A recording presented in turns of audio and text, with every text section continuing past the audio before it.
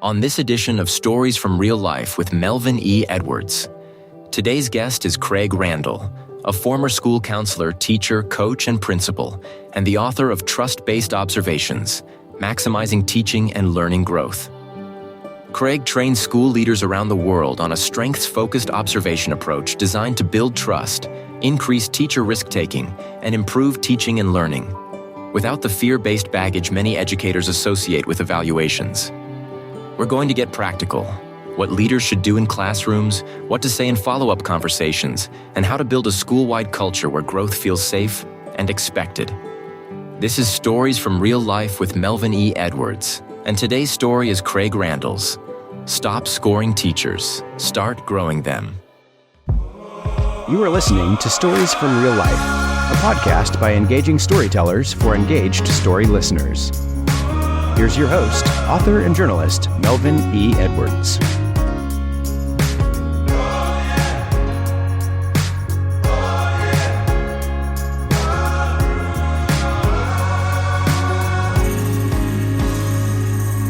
Hello again, and welcome to another episode of Stories from Real Life.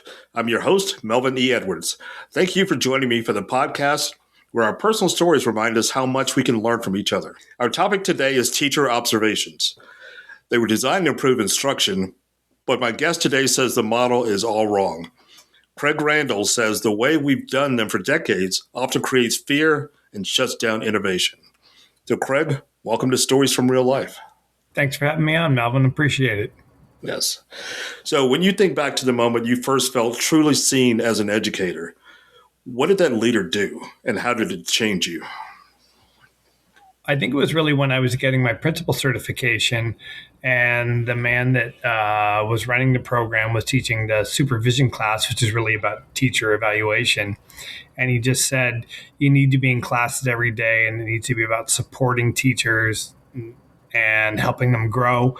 And you need to focus on strengths, ask them what they were doing to help students learn and what they might do differently. And there was just something about what he said that it just felt like it was about care and support. And I knew it really hadn't been about that. And it was like the light bulb moment for me, for sure. All right. So in your experience, what happens inside a school when teachers feel safe enough to take a risk in front of students? And then what happens, what's the leader's role in creating that kind of safety? Yeah. If we want to get better at something or improve, we have to be willing to try new things. And we won't always succeed when we immediately try new things. And so if we're in a situation where we don't feel safe to try new things, we won't improve and we won't make a better product, which is teaching and learning for our kids. So when a teacher feels like that, the way we do it right now, they're afraid to do it because of the ratings of pedagogy. And so when that's there, they know they can try something and have it be wrong and know they're going to get support. And so really it's just about them feeling free versus they feel tight. Frankly, a lot of the times the way we do it now, they call it the dog and pony show, where teachers, they put on a pretend lesson when they know you're coming in to impress you and tick all the boxes, which it's not good for the kids or the students or the teacher or the principal, really. And when that's off, they can just be themselves. I think they build better relationships with kids because they feel safer. And then just room for growth happens. And I think what leaders do is to create that is you really, really work to build trust with teachers. You focus on their strengths, what you see they're doing. You stop putting numbers and ratings by them. And when you focus on strengths and you focus on all these little moves that build trust, you see them change. We'll see teachers get tears of joy when they have a reflective conversation after an observation because they're not used to having their strengths shared with them. And when that happens, then everything just follows and changes after that. All right. So you've served as a counselor, teacher, coach, and a principal, as you mentioned. What problem kept showing up in every role that eventually became what you set up as trust-based observations? It's a great question. I think in every place you've got kids that are, the percentage of it might vary, but in every role, there's traumatized kids. out there, and it affects their ability to learn. We know Maslow's hierarchy of needs, and when kids come from issues where, I mean, sometimes it could be food on the table, but sometimes it's emotional safety, and so whenever those issues present themselves, they interfere with learning and they make learning harder. And so whenever we have situations like that, we've got to find ways to like we do with teachers, we've got to find ways to build relationships with those kids so they begin to feel safe, so they can actually start to learn and not have these traumas interfere with their learning as they're trying to protect themselves from whatever's gone in their life that they feel they need to carry over to everywhere else in their life to protect themselves too. Okay, just to make it simple, we're going to start calling this TBO the rest of the interview. Is trust-based observations. So you built TBO around reflections rather than gotcha.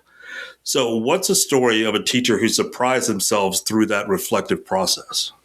Boy, we had a teacher, and he was a nice guy, had good relationships with the kids. He taught advanced placement, so higher level high school economics classes, and he did pretty well. The kids scored pretty well, but maybe there were 20% of the kids that were getting 2s and 1s, which would not be considered success, which in most settings is pretty good. But we were in Korea, where the pressure to get into the right university is enormous, and that wasn't very strong. And he was super traditional. He had a lecture and PowerPoint, and he would lecture all class period long, and then they'd have some questions, and then they'd have their tests. And we knew it wasn't as engaging for the students as was possible. And that was maybe a hindrance to them learning more. And because we built enough of a relationship with him, we offered a suggestion. And when we offer suggestions, we always ask permission to offer a suggestion.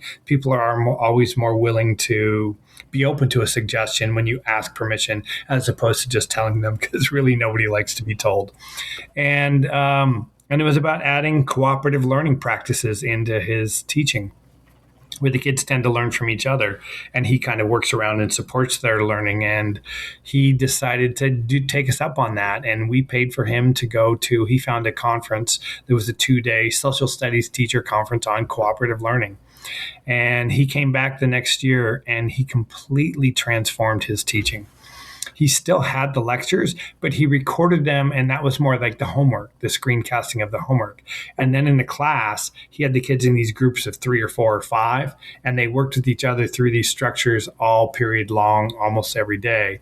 And the next year, the test scores, 100% of the kids passed with a 3 or higher. So it really made a significant difference, and he felt safe to take that risk because we built that trust with him. Nice. So what's one small human moment that's something a principal could do in like under a minute that quietly deposits trust with a teacher over time? I think it's a really simple one. Start noticing strengths and sharing the strengths that you notice them. And when you share it, be specific. If you heard him say something like, "Oh, you guys, when I was 12, I did da da da da da," we would write, you were sharing of yourself as a teacher when you said that. And when you're specific about what you share, it like we can say good job to somebody and we appreciate it.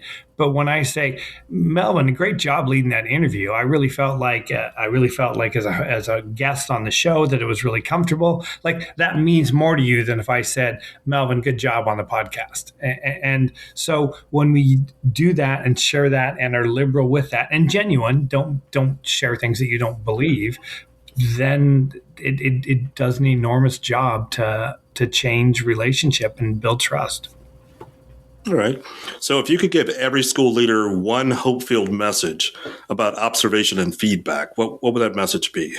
My message would be, I think most leaders that do observations don't like doing it because of the way we have to grade pedagogy and all that. And I would just say, it doesn't have to be that way. Just because we've done it for the last 25 years, there were ways that we did it before then. There's actually ways from 55 years ago that are brilliant ways to do it.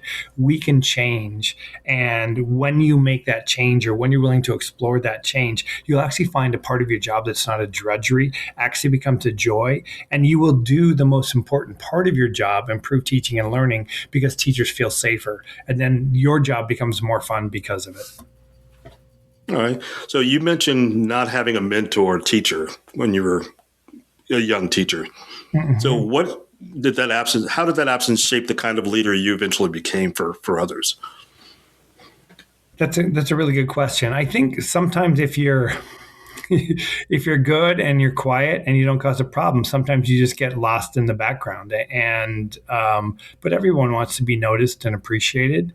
And so I think for me, building an individual relationship with each teacher I work with and differentiated to them because everyone's a different person, I think that has really been important to me as I spend time with each teacher or even, when I was a principal, my office managers or whatever, make every single individual feel valued and noticed is probably the biggest thing. So tell me the story of Warren Aller. What was the single most important thing he taught you about being in the classrooms every day? I mean, he's the mentor that we talked about earlier. He just exudes passion and warmth and care. Like that was just so clear. And I tell him he's quite ill right now. Actually, he has cancer, and I tell him every time I see him that like trust-based observations only exists because of you. And so those things that I told you at the very beginning that you have to be in classes every day, that exists because of him. That you have to focus on strengths, that's because of him. That you have to build relationships with teachers, that's because of him. That you start not by telling teachers, but by asking them questions. And by asking them questions, you're saying, I value you as a professional. So we ask, what were you doing to help students learn? If you had the chance to do it again, what, if anything, you do differently? All of those things became what is the core of trust-based observations, these 20-minute unannounced observations. But even more than that, when we were in that class, we practiced. We had to bring 10-minute mini lessons on whatever, and we had to practice. And we did it a little differently than we do now because that was the base that we built it from. But because we practiced, when I got my first assistant principal job, I had confidence because I'd actually done something enough to be proficient at it in this way that was very alternative. And I got lucky because my first principal there, when I told him I had this crazy idea about observation, said, let's do it. But when I go out and I speak and I ask this question all the time, I just say, during your principal certification, when you did your supervision class, did you practice observations? And the entire time I've done that, and I'm guessing I've maybe spoken in front of maybe 10,000 people total now, I've had one person raise their hand. So not only did he show me all these things, but then we had a chance to, because we can all talk about anything all we want, but without the ability to actually become proficient at it through doing it and getting feedback on it, how can you improve? And so that all of that together is really what he's done. And he still supports me. Like I'm a second son to him and he's like a second father. And yeah. All right. So TBO emphasizes strengths first.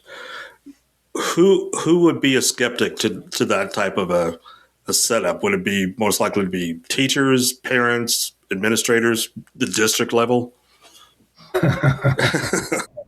No, I don't think parents, I don't think other teachers. I mean, everyone likes to be complimented. I mean, everyone likes to be recognized for things that you're doing well.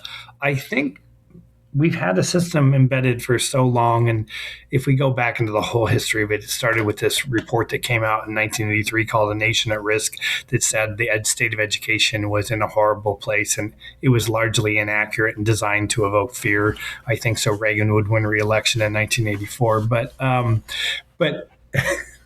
But what happened at that point in time was that the mindset became increased accountability and rigor is the way to improve teaching and learning. And I think in some fields out in the business world, that might be the case. But teachers are all like, they're all heart and soul and about making a difference in the lives of kids. And so what's happened is really since 1983, so 40 some years now, it's just been this continuing thing about more accountability. So I think people that are going to be resistant to the strengths focus are the people that are attached to what's out there, the people that have been doing what they've been doing for the last 25 plus years, because for them, that's their livelihood. And they've made a lot of money and continue to make a lot of money on it, if I'm speaking really plain truth. And a lot of people are reluctant to change, and change is slow. And it's like, well, this is the way we've always done it, so let's keep doing doing it that way. But the research shows, 2 huge studies show it does not improve teaching and learning. It increases teacher dissatisfaction. It increases teacher stress and trauma, and it actually causes them to feel less confident in their abilities to teach. So, and I think, honestly, they're well-intended. I don't think anybody's maliciously thinking, but I think the people that are against strengths-based are people that are they're slow to change, and this is the way it's always been, and there's a comfort in it, even if it's not great. So let's just keep it the way it is. All right. So you've kept 2 questions at the center of your model. What were you doing to help students learn? And if you could reteach, what would you change? Why those 2 questions, and why do they work? Well, one, I'll say the placement of where they happen in the conversation works, because normally in the traditional way, I start by giving you all your scores and ratings. So instantly you're defensive. So at the very beginning, one, we don't give scores because the research says that causes trust to diminish and people not to take risks. But 2, at the very beginning, it sends a completely different message. It sends a message that you're a professional and I value what you have to say. So instantly, the whole script has been changed from the very beginning. So the placement matters. I think the reasons the question matter beyond that is, one, it sends an expectation that reflection is an expected part of practice. So I think that matters. And I think that teachers, a lot of times they teach, and especially once they've been teaching for a while, not that they don't plan, but they do it without thinking about why they're doing it anymore, or the purpose of it, or what's behind it to get to what I ultimately want. And when you have to identify specifically the actions you were taking to help the students learn, it brings you back to thinking about it again. And my teacher moves or whatever. And when I start to think about them more purposefully, then I start to evaluate them and think, oh, this might work better, or this might not, or this is something that I could add. So I think that adds it. And then I think for the same question on the what if anything might you change, look, there's times when you nail it, right? Never as much as we want, but if we want to get better at it, we've got to reflect on thinking about, that didn't, and you could have the same lesson and the dynamics of the 2 classes are so different where it could work really, really well with one and not with the other. So you've got to go, okay, with this group of kids, what might I have to do differently? And that's going to allow us to be more effective in what we do. Just like with anything, if I never think about what I'm going to do or what I did or how can I learn from my mistakes? Not mistakes bad, just like experiential mistakes. So. All right. So your TBO observation form, tell me about that. Yeah. Well, I'll say this again on research because I've done a lot of research. The research says any type of a form we have where we're looking at areas of teaching, if there's more than 10 of them, we lose the forest through the trees, and it becomes a tick box exercise, and we're not really seeing the craft and art of teaching. So these predominant models out there, they've got anywhere from 36 to 76 different indicators of practice. So you're just putting a score on it. You're not really, really seeing what's going on. And so in line with research, we just have 9 core areas of practice that guide us. And they're things that no matter what your style of teaching is, like relationships and behavior management and the use of questioning and checking for understanding and feedback to help kids get better and what's my learning goal and a couple of other ones too. But so it's just manageable core stuff. And so because it's so core, we don't get lost in the weeds. But then the other thing is we don't put the scores on it. And so not having scores allows relationship to build, or maybe more accurately, doesn't inhibit relationship building and trust. And the form is highly, highly detailed. And so because it's so detailed, it allows me, as we talked about earlier with praise, to be really specific with my praise. And so that helps to build relationship. The form also, you'll never get everything on the form filled out in a 20-minute observation, which we always tell the teachers to build trust, that like the absence of something being filled in is not a negative. But because it's so detailed, teachers regularly say, oh gosh, I'm already thinking about what to get better at without you even saying anything. So maybe like we have a Bloom's taxonomy that lists questions from recognize, understand, apply, analyze, evaluate, synthesize, and create. So maybe we went in there and only saw questions up to the level of analyze. And we tell them not being filled in isn't a negative, but the teacher will go, oh, I really need to start adding evaluate questions. So it just makes them reflect on their own. And then maybe the last thing about the form that's really unique is in each one of the 9 areas, it has a hyperlink to a new page that has, if you really want to dig deep into getting better. So there's already articles that are actionable articles that I could take, read, and say, oh, I could start doing that tomorrow. And it's right at your fingertips. I don't have to go and look it up. And so teachers really love that too. All right, and you talk about differentiated, trusting relationships with each teacher. What does that look like in practice when a staff ranges from a first-year teacher to somebody who's been there for 30 years? It looks like what you'd imagine it would. I mean, it's like a first-year teacher is going to need a lot more guidance. I mean, like one thing teacher ed programs probably in general don't do as good of a job of as we wish they would is on classroom management and classroom misbehavior has escalated significantly since COVID. And so with a new teacher, I'm going to have to probably jump in and help more rapidly than I am with a more experienced teacher. So those are some of the things. But even, I mean, sometimes you're maybe more fatherly or parent-like with a younger teacher, not in a patronizing way, but it's just a different relationship. But sometimes they'll have that, that great enthusiasm and energy, and so you'll deal with them, and you've got teachers who have become more set in their ways along the way, and so. But one of the things that we find with trust-based observations is the nature of the way that we do this. Teachers that have become more set in their ways, more fixed mindset, they really do start to switch back to a growth mindset in terms of being open to suggestions and growing. And so I think the personalities are different, and some can be a little curmudgeonly, and every once in a while you get a more toxic personality in there, and so sometimes you have to have some come to Jesus meetings perhaps with some of them, and sometimes it has to end up in a situation that you don't really want it to, but you just have to, like we were talking a little bit before about our kids, like our kid, we love all our kids equally, but what one kid needs and what the other kid needs, and I'm going to, whatever you need in that moment is how I'm going to behave, and whatever you need in that moment is how I'm going to behave. And so really it's the same way, and the process allows us to build trusting relationships with everybody, and that's maybe the best part about it. So issues that we might have had traditionally don't, I think when we observe traditionally, it starts to develop a deficit mindset in me when I start to put a rating on you. And so then I start to look at what's wrong with you in terms of what needs fixing. And then when that happens, somehow I think psychologically, that makes it harder for me to see the best in you and to support you and help you grow. But when we focus on strengths the way we do, all of a sudden, every single teacher, I see what's possible with them. And there's a variance, of course, from teachers that are more mediocre to teachers that are amazing. But when I look at you, even if you're not as strong of a teacher, from what are your strengths, it changes everything in terms of the way I see you. And so I think I see, even though each person's different, but I see you from your strengths, and that allows me to help support you more effectively. And they feel it, maybe most important of all. Okay. So how do you balance psychological safety with professional accountability in this framework?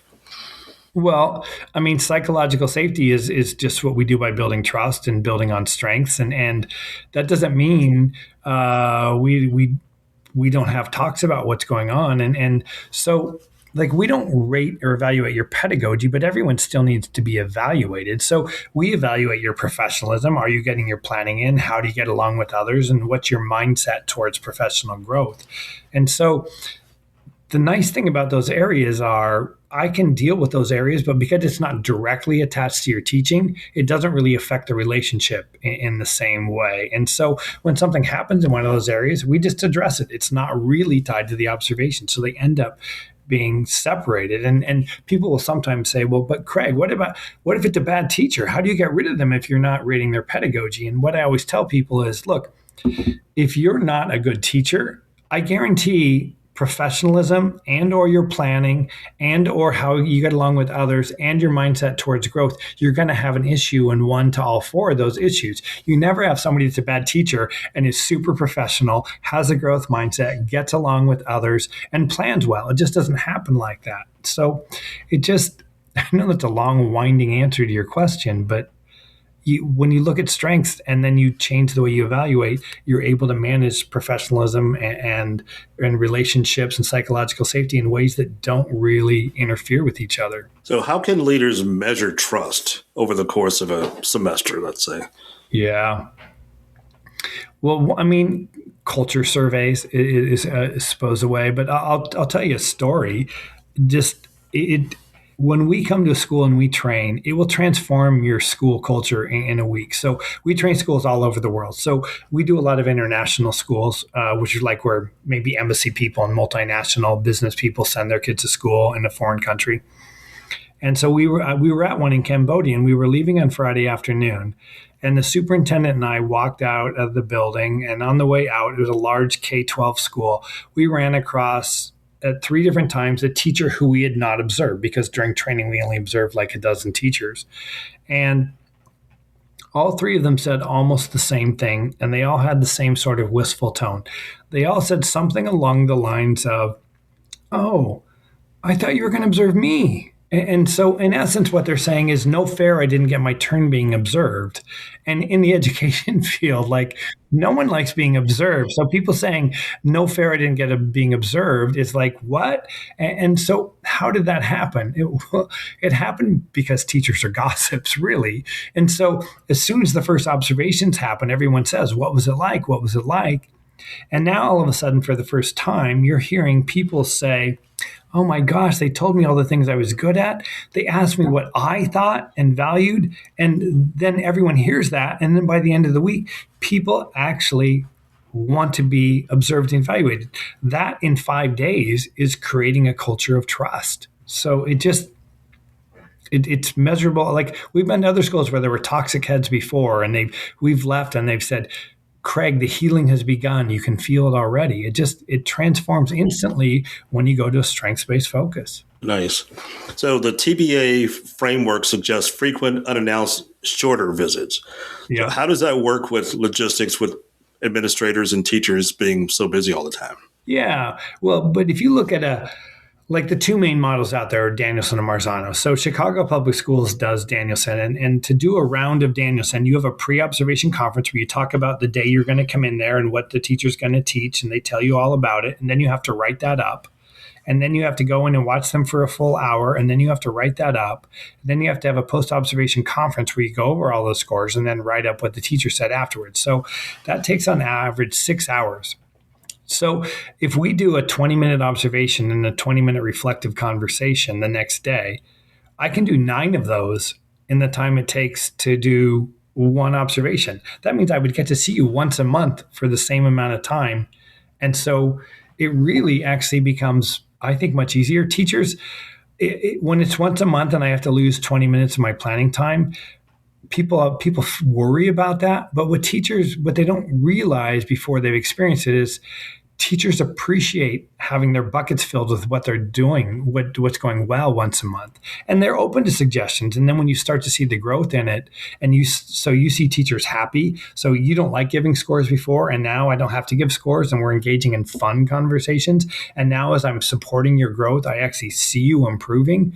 Like, time doesn't really become an issue, because now it's so much easier to invest my time in something I like to do versus spend time doing something that I'm required to do. So how do you handle the hard cases when instruction is actually really weak, or when the teacher is resistant, as you talked about, sort of curmudgeonly, an older educator, without betraying the trust that you're trying to build? How do you do that?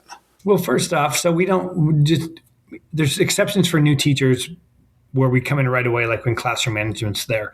But because trust takes time, Brené Brown talks about the connection between trust, vulnerability, and risk-taking. She says when vulnerability is too high, people won't take risks. The way you lower vulnerability so people will take risks, is by building trust. And she has this great little metaphor of like a jar, and each little positive action is a marble in the jar. And you have to fill that marble jar up before the trust is built. And so in line with that, we don't begin to offer suggestions, except for what I told you, until the 4th visit. But as I'm doing that, so let's say with a mediocre teacher, but even with all of my teachers, I'm looking and saying, for that teacher, where they're at right now, which one of those 9 areas, if I help them, is going to make the biggest difference in improving teaching and learning for that teacher. And so then when I get to that point, I ask permission, but then we talk about, okay, let's just say one of the areas on our form is working memory, where you add purposeful reflection and processing activities in. So I'm going to say, hey, Melvin, I have a suggestion on working memory, cognitive load, especially reflection processing activities. Would you like to hear?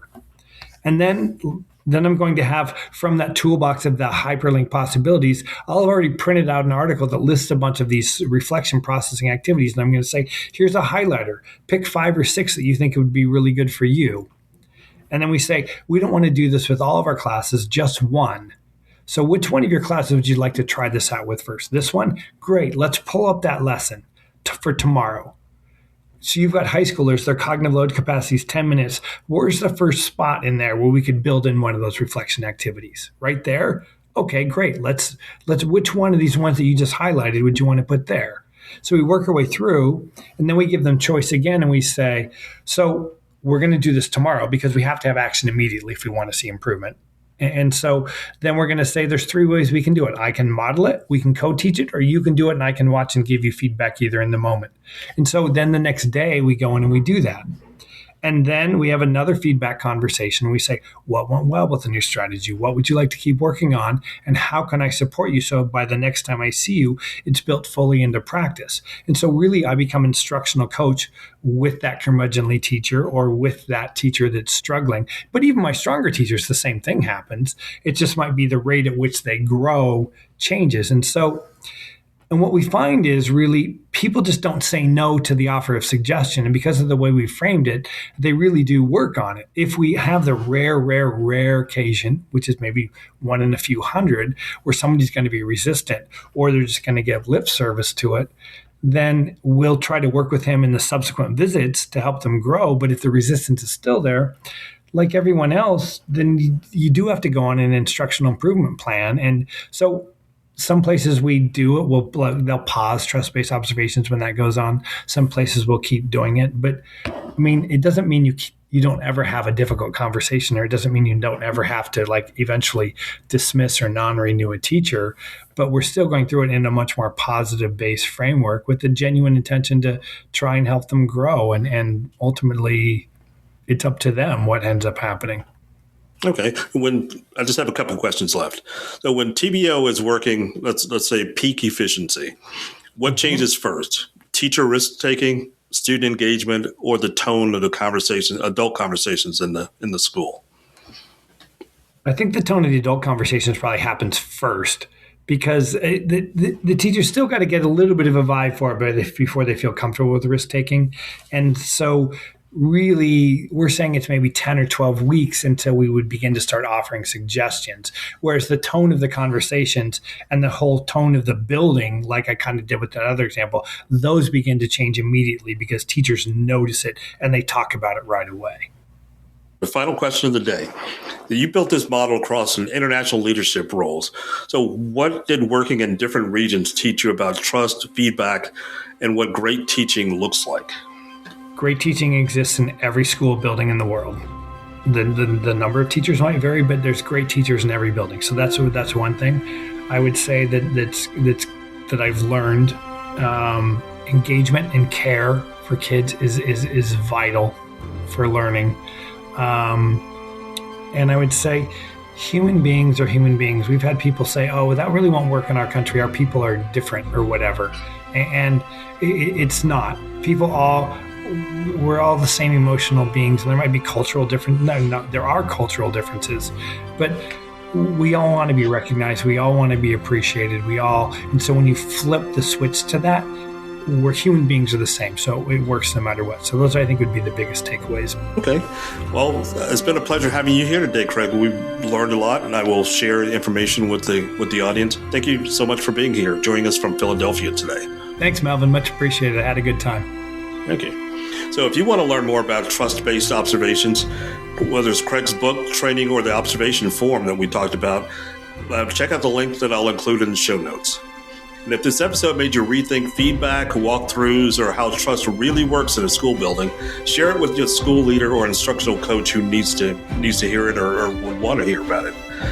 So that's it for this week's episode of Stories from Real Life. Until next time, don't forget to shine your light wherever you go.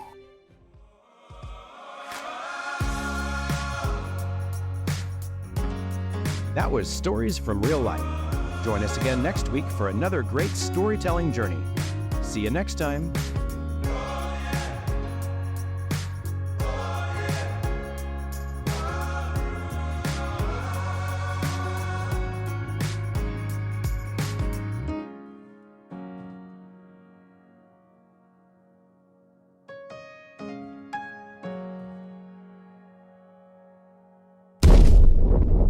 Stories from Real Life is a production of Media Well Done, LLC.